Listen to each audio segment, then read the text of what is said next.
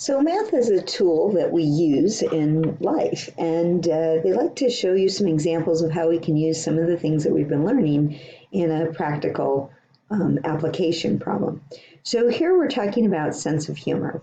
So there's a graph, and it indicates that persons with a low sense of humor have higher levels of depression in response to negative life events. So something bad happens, and how people respond, and it says it's dependent on their sense of humor. So if you have a low sense of humor, you're going to respond, you're going to have more depression than if you had a high sense of humor. Okay, so that's what this graph says. I don't know anything about the data or how it was collected or anything, but I can tell a little bit about this line graph. So I have a line here that indicates low humor group. Okay, so when something bad happens, this is how they're responding at, I don't know, looks like about a 7. And then if something really bad happens, then they're up here at a higher level, and this is average level of depression in response to a negative event.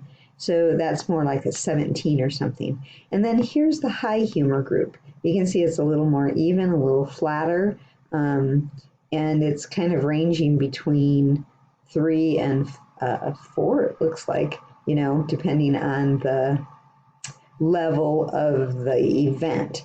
So down here, it doesn't really say, but these are the negative events.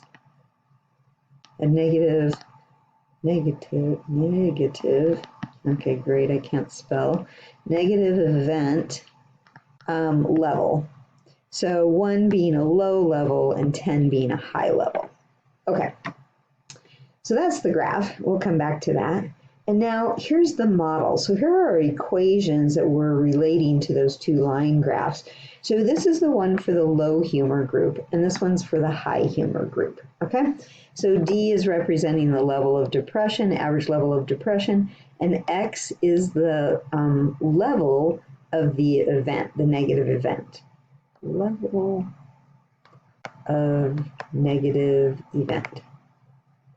Okay, and it tells us that here. In each formula, X represents the intensity of a negative life event from 1 low to 10 high. Okay, D is the average level of depression in response to that event. Okay, now here comes the question. If the high humor group, okay, high humor group, that means we're going to be using this model. If the high humor group averages a level of depression, so this is my D, it's 3.5 or 7/2. We're going to use the 7/2. In response to a negative life event, what is the intensity of that event? So we're trying to find X. X is the intensity, okay? So I'm going to take my equation, D equals 1 over 9X plus 26/9, and then I'm going to plug in 7/2 for the D.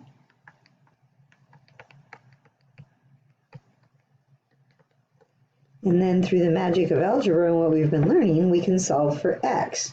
Okay, so I look at my denominators. I'm going to say the LCD is 18. So I'm going to multiply by 18 on the left, and I'm going to multiply by 18 on the right. I'll put it in another color.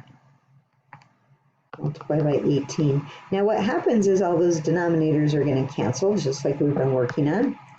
So we get a 9. 9 goes into 18 2 times, and 9 goes into 18 2 times there. Okay, so now we want this new equation without fractions. 9 times 7 is 63.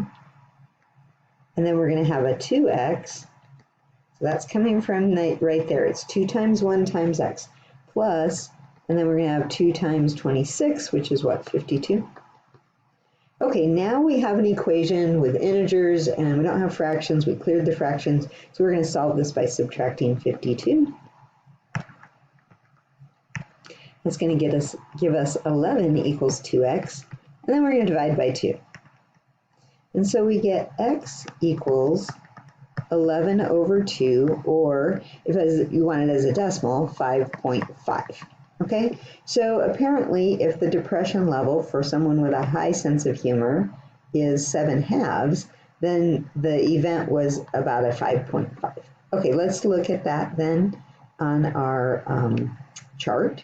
So remember the D that we put in was 3.5 or 7/2. Okay, we're 7 halves. I got to be backwards there. And then the intensity of the event was 5.5. Let's see what our chart looks like.